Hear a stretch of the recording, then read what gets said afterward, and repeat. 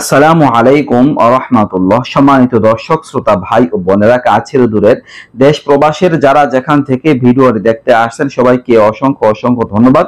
বন্ধুরা, আপনাদের সাথে আজকে চমৎকার একটি আমল শেয়ার করব। এই আমলটা যদি করতে পারেন তাহলে ইনশাআল্লাহ আপনারা যারা ছাত্র ছাত্রী আছেন অল্প পরে পরীক্ষায় ভালো রেজাল্ট করতে পারবেন।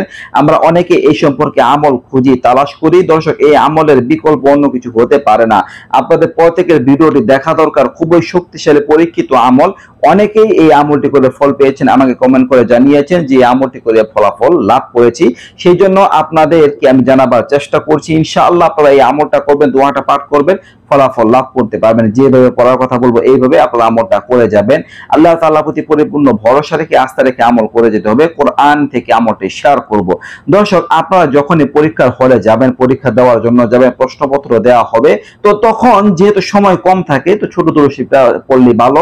11 বার দরুদ শরীফ পড়বেন। এরপরে রব্বি জিদিনি ইলমা, রব্বি জিদিনি ইলমা, এই দোয়াটা আপনারা 11 বার পাঠ করবেন। রব্বি জিদিনি ইলমা, রব্বি জিদিনি ইলমা, রব্বি জিদিনি ইলমা, 11 বার দোয়াটা পাঠ করবেন। এরপর বিসমিল্লাহ বলে লিখতে শুরু করবেন। পরীক্ষায় অসাধারণ লিখতে পারবেন আর রেজাল্ট খুব ভালো হবে। দর্শক, আমলটা খুবই কার্যকরী।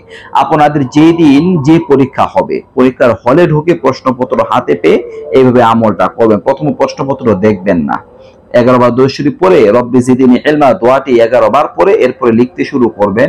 ইনশাআল্লাহ অনেক সময় এমন হয় যে আপনি পরীক্ষার হলে গেছেন, মাথা থেকে সবকিছু হারিয়ে গেছে, মনে করতে পারছেন না। অনেক সময় এমন হলো সময়ের বরকত হয় না। তো এই আমলটা যদি করেন আলহামদুলিল্লাহ আপনাদের সবকিছু মনে থাকবে, এমনকি প্রশ্ন কমন পড়ে যেতে পারে ইনশাআল্লাহ, আল্লাহ তাআলা যদি চান। তো দর্শক, আপনি আমলটা করতে পারেন, ভালো রেজাল্ট করা যাবে। আল্লাহ তাআলা আমাদের সবাইকে আমলটি করার দ্বারা উপকৃত হওয়ার তৌফিক দান করুন। এই ছিল আলোচনা। নিত্য নতুন আরো ভিডিও পেতে সবাই পাশে থাকবেন। এই পর্যন্তই। আসসালামু আলাইকুম ওয়া রাহমাতুল্লাহ।